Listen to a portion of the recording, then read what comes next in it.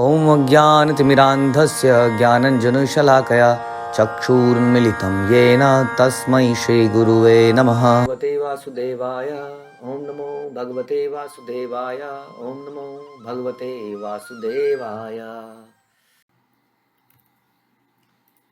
ग्रंथराज श्रीमद् भागवतम में हम अध्याय 11वें के कैंटो 1 अध्याय 11 के आखिरी चरण में हैं। आज हम इसको समाप्त करेंगे और हम सुन रहे हैं किस प्रकार से भगवान जब द्वारका में आए तो अनेक तरह के लोग उनसे मिले, कई सारे उनके मित्रगण मिले, उनके पिताजी उनसे मिले, माताएं मिली कई सारी वसुदेव की, और उसके बाद उनकी पत्नियां मिली। उनकी पत्नियों ने उनके साथ बड़े प्रेम संबंध किए और उसी को कंटिन्यू करते हुए श्लोक संख्या 37 तमयं मन्यते लोको रासंगमपि संगिनम आत्मौपम येन मनुजं व्यापृण्वानं यतो बुधा।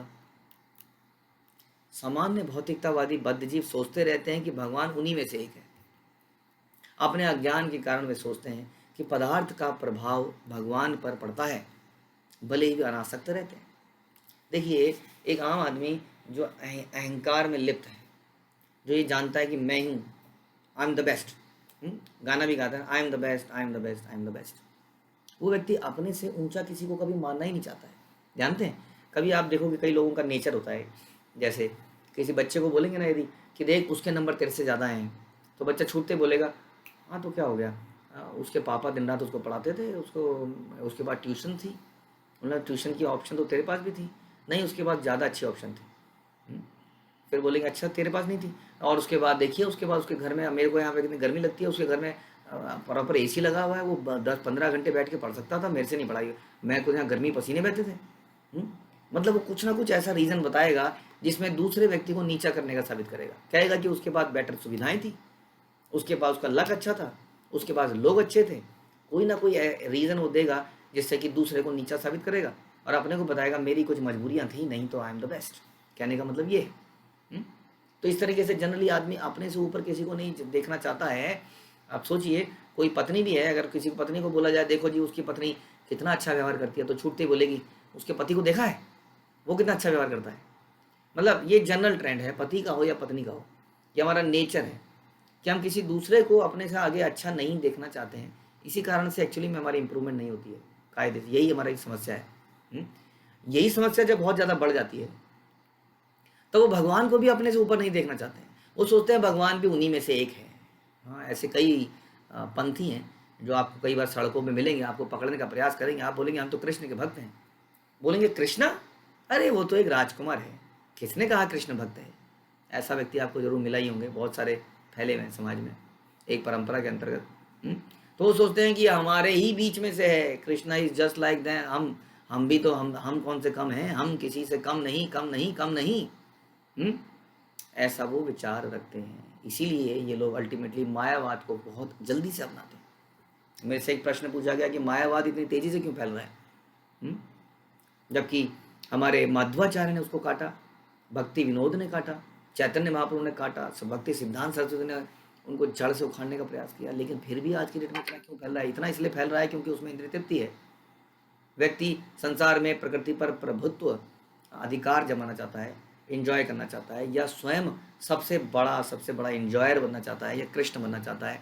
इसलिए उसको मायावाद बड़ा अच्छा लगता है कि तुम भी भगवान हो, अभी बस टेम्परेरी तुम इस पिंजरे में बंद हो, जैसे ही इस पिंजरे से तुम्हारी छुट्टी होगी तुम भी भगवान बन जाओगे। इसलिए वो कृष्ण को हम में से ही एक मान लेते हैं। वो अज्ञान के कारण सोचते हैं कि पदार्थ का प्रभाव भगवान पे पड़ता है जैसे हमारे पर पड़ता है। हम शराब पीते हैं तो हम नशे में आ जाते हैं, इस प्रकार कृष्ण भी शराब पियेंगे तो नशे में आ जाएंगे, भले ही वे अनासक्त रहते हैं। इस प्रकार के विचार इन लोगों के हैं, ये अज्ञान है। ऐसा भगवान गीता में बोलते हैं कि जिनका ज्ञान हर लिया गया है माया द्वारा, वे भगवान को एक साधारण मनुष्य समझते हैं जो हमारे बीच में आते हैं। भगवान ऐसे क्यों आते हैं? भगवान ऐसे इसलिए आते हैं ताकि हम उनकी दिव्य लीलाओं से अट्रैक्ट हो सकें, उनकी मधुर लीलाओं से अट्रैक्ट हो सकें। वास्तव में भगवान नहीं चाहते हैं कि वो अपना विराट रूप दिखा के हमें इम्प्रेस करें, क्योंकि विराट रूप देखकर हम लोग इम्प्रेस तो हो जाएंगे लेकिन भगवान से प्रेम करना नहीं सीख पाएंगे। विराट रूप से तो डरा जाता है, विराट रूप से प्रेम कैसे कर सकता है कोई? इसलिए भगवान बड़े ही साधारण रूप में आते हैं। वास्तव में ये रूप केवल गोलोक के वासियों को देखने के लिए the chance is given to गोलोकवासी, क्योंकि गोलोकवासी इतने प्योर हैं। देखिए, समझने का प्रयास कीजिए, एक ऑफिस के अंदर एक ऑफिसर है, यदि वो अपने घर जैसा माहौल करने लग जाए तो सर जो उसके एम्प्लॉयज़ हैं वो उसके सर पे चढ़ के नाचेंगे। सच बात है कि नहीं है? अगर वो अपने घर जैसा बन जाए, हाँ, जैसे वो अपने बच्चों के साथ है, सबके साथ है, तो उसके सर पे चढ़ के नाचेंगे, काम नहीं करवा। इसलिए उसको थोड़ा सा ऑफिस डेकोरम बना के रखना पड़ता है, थोड़ा सा उसको दिखाना पड़ता है, yes I am the boss here. हाँ, लेकिन वो अपने स्वाभाविक भाव नहीं रह सकता। उसी तरह से भगवान का जो बिल्कुल स्वाभाविक भाव है वो बिल्कुल घर वाला भाव है, उसमें कोई भगवत्ता नहीं है वास्तव में, वो कोई ऐश्वर्यवान नहीं है, वो बहुत ही मधुर व्यक्ति हैं जिनका आनंद जीवन का पूरा दिन की दिनचर्या ही नाचना गाना खाना खेलना ही है, क्योंकि वो परम भगवान है। इस रूप को केवल वही देख सकता है जिसके अंदर अगाध प्रेम है, भगवान के लिए शुद्धता है, जो ऐसा रूप दे के बिविल्डर नहीं होता है। यानी कि फॉर एग्जाम्पल घर की पत्नी है, पत्नी पति को इस रूप में देखती है, फिर भी उसका अपने पति के प्रति रिस्पेक्ट बना रहता है, अगर बना रहना चाहिए, अगर ऐसा बोले तो कायदे से। जबकि वो बहुत ही साधारण रूप में देखती है, क्योंकि जब प्रेम बहुत ज़्यादा गाढ़ा हो जाता है तो साधारण रूप भी दिव्य लगता है। तो भगवान के जो शुद्धतम भक्त हैं वो भगवान को बड़े साधारण रूप में देखते हैं, लेकिन बड़ा ही उनसे अट्रैक्शन उनकी बनी रहती है। लेकिन आम आदमी यदि भगवान को ऐसे देख लेता है, क्योंकि उसके अंदर शुद्धता नहीं है, क्योंकि वो खुद ही भगवान बनना चाहता है, इसलिए ऐसा व्यक्ति भगवान को नीचा दिखाने का प्रयास करता है। कहता है हम में से ही तो एक है। ऐसे व्यक्ति मूर्ख हैं, जिनको बार बार बताने पर भी वो इस बात को मानते नहीं है कि भगवान कौन है। अगला श्लोक, एतदीशनमीशस्य प्रकृतिस्थोऽपि तद्गुणैः न युज्यते सदात्मस्थेर्थ तथा बुद्धिस्तदाश्रयः। यह तो भगवान की अलौकिकता है कि वे भौतिक प्रकृति के गुणों के संसर्ग में रहते हुए भी प्रभावित नहीं होते। यानी कि जैसा अभी हम बोल रहे थे, वो सोचते हैं कि भगवान पदार्थ से प्रभावित हो जाते हैं। भगवान के साथ यदि गोपियों ने नृत्य किया तो इसका मतलब भगवान भी लस्टी हो गए। कितनी मूर्खता है। यानी कि सूर्य किसी कीचड़ पे पड़ा तो सूर्य गंदा हो गया, गंदा सूर्य कीचड़ पे पड़ गया, कितनी बड़ी मूर्खता है ऐसा सोचना। तो वो व्यक्ति इसी तरह के विचार रखते हैं, वो सोचते हैं भगवान भी प्रभावित हो जाते हैं, जबकि भगवान तो एक जेलर जो है जेल के अंदर रहते हुए भी जेल के नियमों से परे रहता है, जेल के अंदर रहता है, लेकिन क्या उसको हम कैदी मान सकते हैं? जेल के अंदर रहने वाले हर व्यक्ति को क्या कैदी कहा जाता है? नहीं। बहुत सारे पुलिसकर्मी जेल के अंदर रहते हैं जो जेल की व्यवस्था को देखते हैं, हाँ, और एक जेल का हेड भी होता है जो पूरी व्यवस्था देखता है। इस प्रकार से कई सारे देवी देवता भी हैं, हाँ, लेकिन जो हेड है वो तो किसी भी प्रकार के नियम से ऊपर है, क्योंकि वो तो नियम को बनाने वाला है। नियम को बनाने वाला नियमों के अंतर्गत कैसे आ सकता है? अपनी इच्छा से वो नियमों का पालन कर सकता है, लेकिन वो नियमों के अंतर्गत नहीं आता है। एक कंपनी का मालिक अपनी इच्छा से कंपनी में टाइम पे आने का एक नियम बना सकता है, लेकिन क्या उसको बाध्य किया जा सकता है कि तुम्हें टाइम पे आना पड़ेगा मिस्टर, नहीं तो कल को निकाल दिए जाओगे? हो गया अच्छा तुम निकाल दिए जाओगे बच्चों। तो इसी प्रकार से जो आम आदमी है, जो मूर्ख है, जो मायावादी हैं, जो इंद्रिय तृप्ति भोगी हैं, जो स्वयं भगवान बनना चाहते हैं, वे भगवान के असली स्वरूप को नहीं पहचान पाते, उनको साधारण व्यक्ति कहते हैं। हाँ, और ये तो भगवान की अलौकिकता है कि वो प्रकृति के गुणों में कभी प्रभावित नहीं होते। संसार में आते हैं तमोगुण से, रजोगुण से, सतोगुण से, जन्म मृत्यु जरा व्याधि से कभी प्रभावित नहीं होते, क्योंकि वो इन चीज़ों से ऊपर हैं। ये समझने का प्रयास करें। इसी प्रकार जिन भक्तों ने भगवान की शरण ग्रहण कर ली है वे भी भौतिक गुणों से प्रभावित नहीं होते। कह रहे हैं कि भगवान की बात छोड़ दीजिए आप, leave about Krishna, the devotees of Krishna. भगवान के जो शुद्ध भक्त हैं वो भी प्रकृति के गुणों से प्रभावित नहीं होते। कितनी बड़ी बात है कि भगवान के भक्त भी भगवान की इस माया से प्रभावित नहीं होते, क्योंकि भगवान बोलते हैं कि मामेव ये प्रपद्यन्ते, जो मेरी शरण लेता है उसको मैं माया से एलिवेट कर देता हूँ, हाँ, उसको मैं माया से ऊपर उठा देता हूँ। तो इस प्रकार से भगवान के भक्त भगवान की शरण लेते हैं, इसलिए माया द्वारा प्रभावित नहीं होते। वैसे भी भगवान ने भगवद गीता में बोला है कि जो जीव शक्ति है वो इस मेरी जो भौतिक शक्ति है उसके ऊपर है, क्योंकि जीव जो है भगवान की आध्यात्मिक शक्ति का पार्ट है और उसके निचली शक्ति है ये भौतिक शक्ति। तो जीव वैसे तो भौतिक शक्ति से ऊपर ही है, लेकिन क्यों कब अपने इस स्वभाव को भूल जाता है, इसलिए गुणों के अंतर्गत आ जाता है। जो व्यक्ति ये जान जाता है कि वो तो कृष्ण का अंश है, कृष्ण को समर्पित है, वो इन तीनों गुणों से प्रभावित नहीं होता। इसके अनेक एग्जाम्पल हमें मिलते हैं शास्त्रों में, जो कि किसी प्रकार, जैसे शिला प्रभुपाद विदेश में गए तो क्या विदेशी बोलचाल, खान पीन, कपड़े का रहन सहन से प्रभावित हुए? बताइए, हुए? यहाँ का कोई व्यक्ति आजकल अगर 1 साल इंडिया से बाहर कहीं रह के आ जाता है, तो उसको कुछ इंग्लिश में बोलने को बोला जाए, तो इंग्लिश उसकी टोन ही बदल जाती है। उसकी टोन में एक्सेंट आ जाता है ना? वो स्टाइलिश तरीके से बोलने लगता है, उसका हाल-चाल वैसा ही हो जाता है, हाँ? उसका पहनावा वैसा हो जाता है। हाँ, वैसे ही उसका है ना, होता है कि नहीं? प्रभावित हो जाता है वो। लेकिन प्रभुपाद प्रभावित होने के बजाय प्रभुपाद ने उन सब लोगों को प्रभावित कर दिया। धोती पहनना कितना मतलब मुश्किल काम है, हमें ऐसा लगता है। पैंट में क्या है, इधर से एक पैर डाला, इधर से एक पैर डाला, यहाँ से बांध दिया, लो जी। और धोती में सोचिए कितनी कलाकारी है। ऐसा व्यक्ति जिसने जीवन भर पैंट पहनी हो, उन लोगों को धोती पहनाना एक साधारण बात नहीं है, आप समझ लीजिए। हम हिंदुस्तान में लोगों को धोती नहीं पहना पा रहे हैं। आदमी बड़ा शर्माता है धोती पहनाने में, हिंदुस्तान के अंदर भी। विदेशियों को कैसे धोती पहनाई होगी? हाँ, जिन औरतों ने निक्करें और पैंटें पहनी होगी, उन्हें साड़ी 1 बार, 2 बार, 3 बार, फिर आगे से ये करना कैसे सिखाया होगा, सोचिए। तो प्रभुपाद प्रभावित नहीं हुए, यही लाइव एग्जाम्पल है, बल्कि प्रभुपाद ने प्रभावित कर दिया। लाइव एग्जाम्पल कि भगवान के जो भक्त होते हैं वे भौतिक गुणों से बिल्कुल भी प्रभावित नहीं होते हैं। हरिदास ठाकुर के सामने स्वयं माया देवी आ गई, बहुत सुंदर स्त्री आ गई और बोला कि मेरे को आपके साथ संग करना है। हरिदास ठाकुर ने कहा जरूर करेंगे, पहले देवी कुछ समय दीजिए, मैं अपने जप तो कर लूँ। हाँ, और जब कितने जप कर लूँ? 192 जप कर लूँ। कितना समय लगेगा? रात दिन सारा ही लग जाएगा। हाँ, वो बैठे बैठे सो जाती थी और तब तक अगले दिन का जप शुरू हो जाता था। हाँ, तो इस प्रकार से हम देखते हैं कि अल्टीमेटली वो लेडी भी पवित्र हो गई। और ऐसे बहुत सारे एग्जाम्पल आते हैं जहाँ पे भक्तों के जीवन में 3 गुणों से प्रभावित नहीं हुए, क्योंकि उन्होंने भगवान की शरण ली होती है, भगवान के नाम की शरण ली होती है।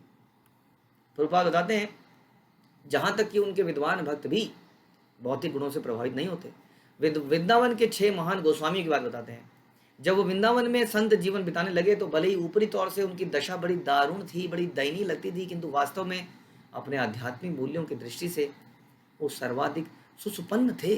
देखने में ऐसे लगते थे वृंदावन के गोस्वामी, एक दिन में एक पेड़ के नीचे नहीं रखते थे। आजकल तो क्या होता है, किसी तरह से एक पेड़ के नीचे का ठैया मिल जाए, थोड़े दिन बाद उस पेड़ के आसपास कुछ झाड़ी फूसी लगा दी जाएगी, थोड़े दिन बाद उस पेड़ के आसपास कुछ ईंटों की आधी दीवार, फिर पूरी दीवार, फिर पूरा मंदिर।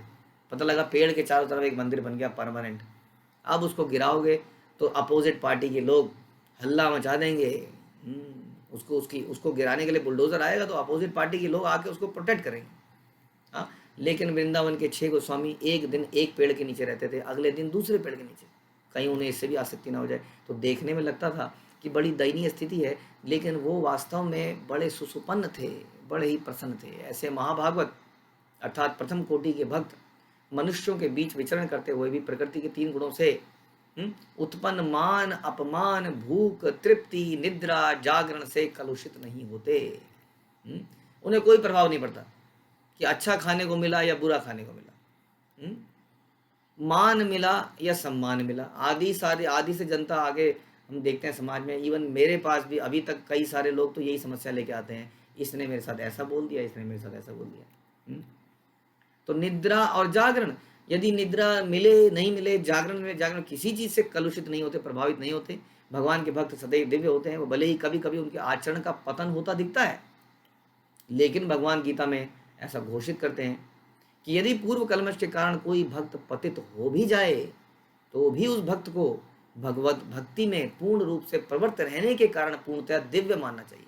यानी कि यदि वो बाद में पछता कर पूर्ण रूप से भगवान की सेवा में लग जाता है तो उसको हमें दिव्य मानना चाहिए। उसको ये नहीं बोलना चाहिए अरे ये व्यक्ति पहले ऐसा था, देखिए 100 चूहे खा के बिल्ली हज को चली। We should not be saying like that, because ये बहुत बड़ा अपराध होगा। तो ऐसे व्यक्ति को कभी भी पतित नहीं मानना चाहिए।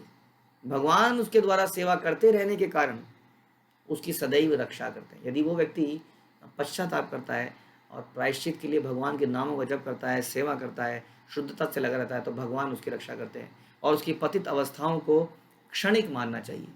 वे देखते ही देखते छूमंतर हो जाएंगी।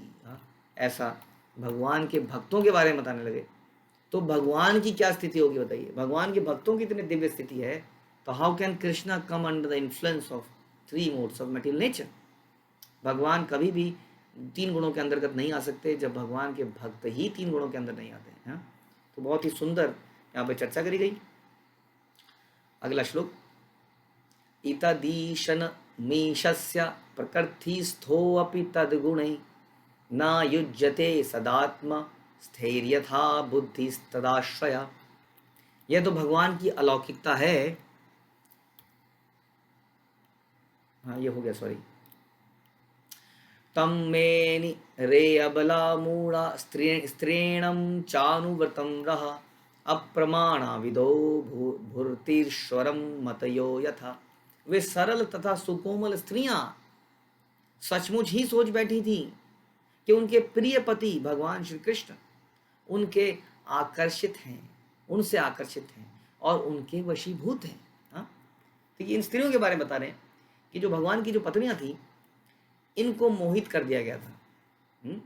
इनको ये मोहित कर दिया गया था कि वो भूल गई थी कि भगवान हैं। उनको लगा ये हमसे आकर्षित कोई साधारण मनुष्य है। ऐसा इसलिए किया गया था ताकि पति पत्नी का जो दिव्य रस है उसका आस्वादन कर सके। पति पत्नी में कई बार नोक झोंक भी होती है कि नहीं? कई बार पत्नी पति से कुछ बोल देती है, लेकिन क्या कोई भगवान से बोल सकता है? नहीं, भगवान से कैसे बोलेगा? तो वो जो रस है पति पत्नी के बीच में या माँ बेटे के बीच में, वो समाप्त हो जाता है। इसलिए भगवान अपनी माया शक्ति से इस रिश्ते को भुला देते हैं, भगवान के संबंध को। लेकिन ये उसी व्यक्ति के लिए लागू होता है जो परम शुद्ध हो चुका है, जिसके अंदर कोई इच्छा ही नहीं रही है अपनी तृप्ति के लिए, जो भगवान की तृप्ति के लिए जीता है। ऐसे व्यक्ति को भगवान इस रिलेशन को भुला देते हैं कि मैं भगवान हूँ, तुम दास हो। क्योंकि भगवान को अलग अलग रसों में स्वाद लेना होता है। किस किस रसों में?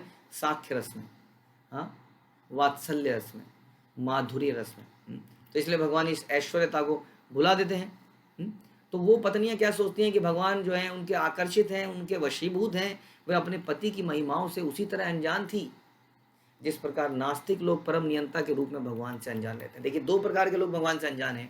एक तो नास्तिक लोग जो भगवान की वास्तविकता को जानते ही नहीं है।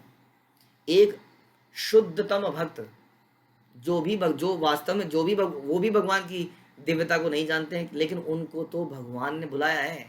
और ये व्यक्ति जो नास्तिक हैं, ये अपनी इंद्रिय तृप्ति के कारण भूल जाना चाहते हैं। अगर कोई याद भी दिलाता है, सुनो भैया सुनो, भगवान भी हैं, जरा देख के काम करो, क्या कर रहे हो, ये पापमय जीवन क्यों बता रहे हो, मतलब हाँ, वो शराब पियेंगे और कोई ऐसा भी लौकिक कोई नैतिक विचार ही दिमाग में ना आए। क्योंकि जैसे ही नैतिक विचार दिमाग में आता है, नशा दूर जाता है। होता है कि नहीं? है, पुलिस वाले को देख के दो झापट मार के नशा उतर जाता है ना।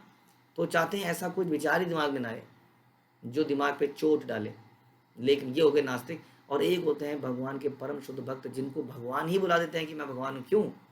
क्योंकि वो इतने भगवान से प्रेम में तल्लीन है कि उस रस में रसाभास हो जाता है, उस रस में मिश्रण हो जाता है। यदि उसमें ऐश्वर्य आदर आ जाए तो, माता पिता में यदि माँ बच्चे का आदर करने लग जाए तो क्या रस रहेगा, बताइए।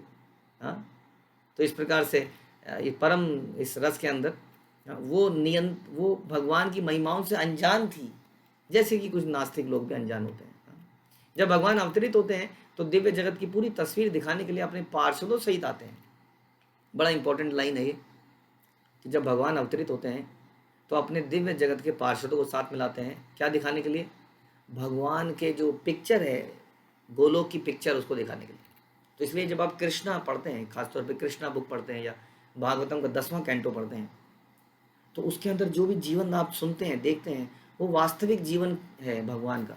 उसी को दिखाने के लिए उन्हीं लोगों को लेके आते हैं। क्योंकि यहाँ लोगों में इतना भाव कहाँ। ऐसा नहीं है कि भगवान अकस्मात किसी जगह में पैदा हुए, यूपी के किसी शहर में पैदा हुए और आसपास वाले लोग उनसे प्रेम करने लगे। नहीं, ये कोई साधारण बात नहीं है। भगवान के साथ सखा बनना, उनकी गोपियाँ पत्नी बनना, ये सारे भगवान के पार्षद उनके दिव्य जगत से यहाँ पर आए थे ताकि दिखा सकें, देखिए गोलोक कुछ ऐसा है।